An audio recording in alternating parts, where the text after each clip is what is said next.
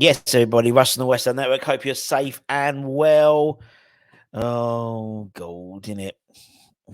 How annoying was yesterday? How frustrating was yesterday?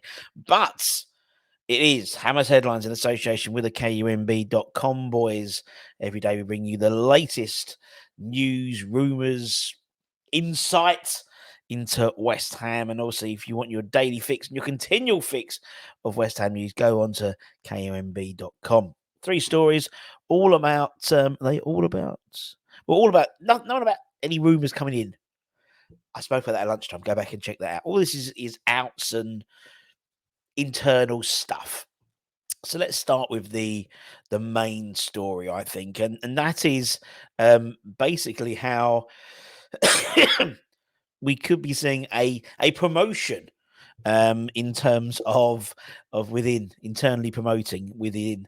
Obviously, we know Michael Antonio had a I don't say relapse, that's the wrong word, but had a reoccurrence of his injury.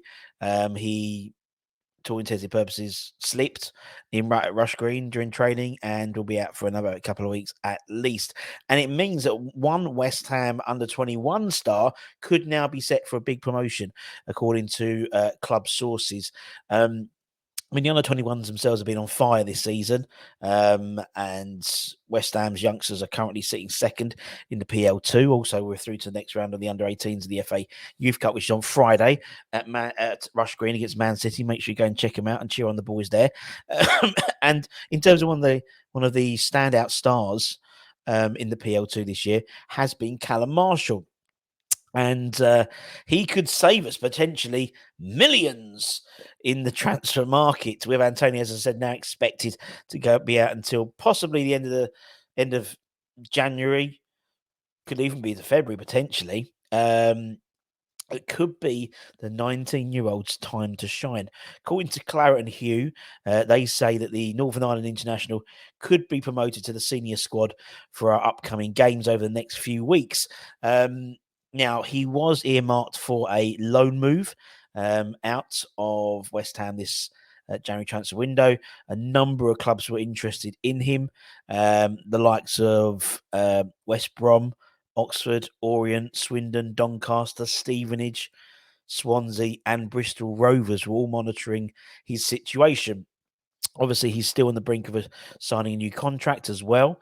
And upon signing the contract, the idea was going out on loan. But obviously, this sort of injury crisis we're having at the moment has curtailed that. And so he could well be moved into the first team senior squad for the next few games at least. He's got 21 goals and 5 assists to his name in just 16 games for the under-21 so far this season. So 26 goal involvements in 16 games, a remarkable tally. I've seen him play firsthand. He's one of those players who's going to score goals in whatever league he's in.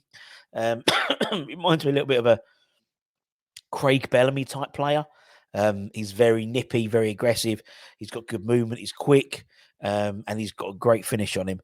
So we'll see what happens, particularly with obviously Michael Antonio on the sidelines. Similar to Callum, obviously, Devine was looking to get more first team football. Obviously, came on yesterday a little bit earlier than predicted.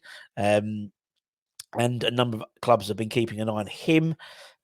Wickham, Derby County, and Bristol Rovers. Again, we're trying to get him tied down to a new contract with obviously deadlock being broken or unbroken or unlocked. I don't know what you do with deadlock to make it not deadlock anymore. But again, similar to Callum, I think the injuries to Michael Antonio could curtail any loan move in January. We know Nobes is working hard. He's working tirelessly to complete deals with a number of the academy players, including Northern Ireland under-21 international Patrick Kelly. He's due to sign a new contract this week as well. And also Christian Heggie has just joined, what's the side called? Den Bosch. FC Den Bosch on loan until the end of the season. So again, getting minutes for a professional side. That's definitely the way we need to integrate these players in terms of getting them game time. So there is a lot of movement in terms of the academy players. Now, in terms of players, the first team players, according to Jacob Steinberg, reading in the Guardian today, he has provided an update, and he says that Moyes is happy to get rid of 4 hammers, and which would cost. Who would cost the club a whopping total, apparently. Steinberg says that Moyes is happy to let £30 million rated Naya Faghed go out amid interest from Saudi clubs. He's also happy to wave goodbye to the £25 million signing of Said Ben Rama, fellow midfielder Paulo Fornals, who cost us £24 million from Villarreal, and also the £15 million flop, bless him, Granny Dings. Now, all of them are I agree with 3 of them. I still don't agree with Naya Faghed leaving or being. He's not, and again, he's not officially for sale, but he has a price tag on his head. It looks like Granny Deans could be off to Wolves on loan, and so 4 out. Would that mean? But even with the loan deal with Wolves, we still will be paying a percentage of his wages. Wolves will not be taking the 400, whether it is 125 or 100 grand a week that he's currently on. So he will save some on the wage bill, but it wouldn't be loads. And again, we were, if bids coming in for potentially Said Ben Rama, number of clubs interested in him apparently, Fulham, as well as French clubs, Marseille, Lyon, as well as Saudi Pro League clubs as well. So you could see a bit of movement this, particularly in this sort of. Also, it's 2-week breaks. It's not really a 2-week break. Now we've got to play a bloody replay. Thanks, guys. In between that, so I think you're going to see a lot of movement in terms of ins and outs within West Ham, and yeah, those are the 4 that he's happy to get rid of, apparently, according to Jacob Steinberg. And lastly, another player who's heading out the door is potentially Connor Coventry. The Sheffield Star revealed that Sheffield Wednesday are admirers of the Republic of Ireland Youth International, and they know that he has obviously some ties to South sort of Yorkshire region. He spent a lot of time on loan with Rotherham United last year, and it's understood the Owls have been given permission to enter talks with a 23-year-old, 23, still only 23, who has already spoken to other clubs in what looks like a competitive battle for his signature. Wednesday apparently will be doing this week and looking to convince the Hammers prospect that they are the right club to step in for the next step in his direction of his career. It's not knowing whether it's going to be a permanent or a loan deal. We apparently are open to allowing him to leave on a permanent basis this month.